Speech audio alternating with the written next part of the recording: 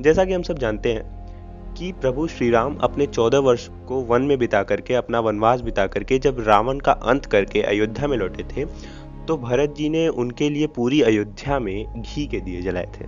इसी प्रथा का पालन करते हुए हम आज भी हर साल कार्तिक मास की अमावस्या तिथि को दीपावली मनाते हैं। धीरे धीरे जैसे जैसे टाइम बीतता गया है, हम इसे और भी मॉडिफाइड तरीके से मनाने लगे हैं, जैसे झालर लगाना, मोमबत्तियां जलाना और पटाखे फोड़ना, एक्सेट्रा एक्सेट्रा।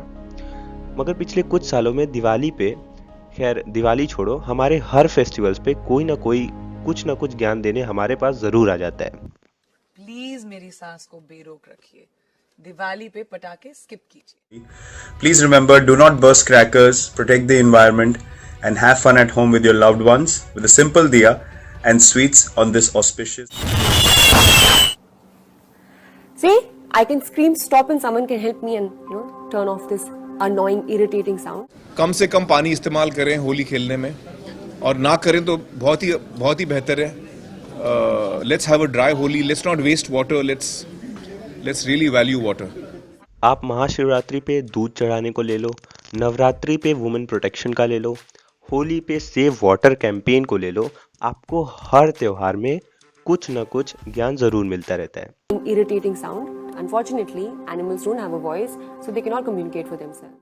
देखो, मुझे बोलना तो नहीं चाहिए, ना ही हमारा सनातन धर्म हमें किसी भी दूसरे धर्म में उंगली करना सिखाता है, लेकिन अगर एनिमल प्रोटेक्शन की बात हो ही रही है तो मैं आपको बता दूं, ऑन एन एवरेज हर साल बकरीद पे 10 मिलियन यानी कि 1 करोड़ से ज़्यादा बकरों को मार दिया जाता है।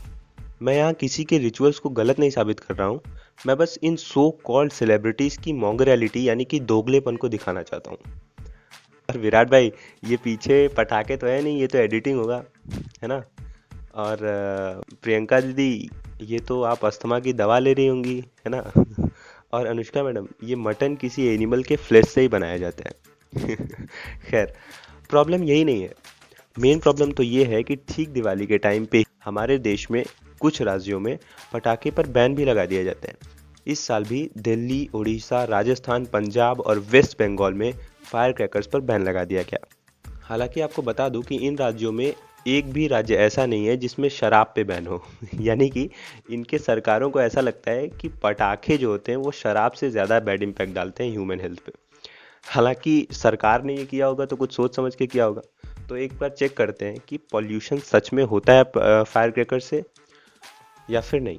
तो according to a report by BBC on 8th of November 2018, जब पॉल्यूशन में बहुत ज़्यादा ग्रोथ हुआ था, then they did a study that was focused on effect from Diwali firecrackers. इस रिपोर्ट में इस इफेक्ट को स्मॉल बट स्टैटिस्टिकली सिग्निफिकेंट बताया गया। इसका मतलब इसके इफेक्ट्स बहुत ज़्यादा तो नहीं है, लेकिन इग्नोर किए जाए उतने कम भी नहीं है। और उसमें यह भी बताया गया कि जो किसानों की क्रॉप बर्निंग होती है, जो क्रॉप बर्निंग की प्रोसेस होती है किसानों की, वो लगभग दिवाली के ही टाइम पे होती है। तो सिर्फ फायर क्रैकर्स को ब्लेम करना इज़ नॉट राइट। इसमें कहा गया कि इसके कई सारे रीजंस हो सकते हैं जिससे पॉल्यूशन बढ़ता है। इसमें पहला रीज़न ये है कि क्रॉप बर्निंग जो होता है वो एग्जैक्टली दिवाली के टाइम पे ही होता है, जो कि पंजाब और हरियाणा के फार्मर्स करते हैं। दूसरा, व्हीकल ट्रैफिकिंग। अब देखो, दिवाली है तो लोग गिफ्ट्स लेने, लोगों को एक दूसरे को गिफ्ट्स देने के लिए, एक दूसरे से मिलने के लिए अपने व्हीकल से एक जगह से दूसरी जगह जाते हैं और बहुत सारी गाड़ियाँ एक साथ रोड पे आ जाती हैं, जिसकी वजह से पॉल्यूशन बढ़ता है। तीसरा, वेदर। आप जैसे कि जानते ही होंगे कि दिवाली जो है मोस्टली ठंड के मौसम में पड़ती है, और ठंड में क्या होता है, जो डस्ट पार्टिकल्स होते हैं, पॉल्यूशन के पार्टिकल्स, वो एटमॉस्फेयर में ही रुक जाते हैं, जिसकी वजह से स्मॉग प्रोड्यूस होता है। तो इसका मतलब ये है कि फायर क्रैकर्स की वजह से इम्पैक्ट तो पड़ता है, लेकिन इतना ज़्यादा नहीं पड़ता कि इसके लिए इतना ज़्यादा ज्ञान दिया जाए। देखो, मैंने बहुत कोशिश करी ये एनालाइज करने की कि ये सेलिब्रिटीज़ इतना ज्ञान देते क्यों हैं, और मुझे मिले तो कई सारे पॉइंट्स, लेकिन मैं सिर्फ एक बताऊंगा।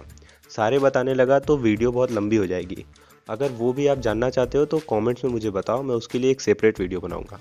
हाँ, तो वो एक पॉइंट जो मुझे सबसे ज़्यादा रेलेवेंट लगता है वो है डिसेंट्रलाइजेशन ऑफ फायरवर्क्स प्रोडक्शन। यानी कि ये जो पटाखे होते हैं ना, इसको बनाने के लिए कोई बहुत बड़ी कंपनीज नहीं होती हैं, ये कुछ मज़दूरों द्वारा बनाया जाता है। ये जो होता है वो सीजनल चीज़ें होती हैं, इसमें किसी बड़े बिजनेसमैन का बैकग्राउंड नहीं होता है, इसमें किसी बड़े बिजनेसमैन का हाथ नहीं होता है। और आई एम श्योर अगर ये किसी बड़े बिजनेसमैन यानी अडानी या अंबानी द्वारा बनाया गया होता या फिर उनके द्वारा सेंट्रलाइज होता, उनके द्वारा ऑपरेट किया जा रहा होता, तो मैं दावे से कह सकता हूँ कि यही फायर क्रैकर्स हमारे इन्वायरमेंट के लिए बिल्कुल भी हार्मफुल नहीं होता। अब देखो, हम सब ये जानते ही हैं कि tobacco causes cancer, right? Even उनके पैकेट्स पे भी लिख के आता है टोबैको किल्स, राइट? और हमारे सो कॉल्ड सेलिब्रिटीज़ बड़ी ही खुशी से उसको प्रमोट करते हैं, उसकी एडवर्टीजमेंट करते हैं, बिकॉज इसके पीछे वेल स्टेब्लिश्ड कंपनीज होती हैं।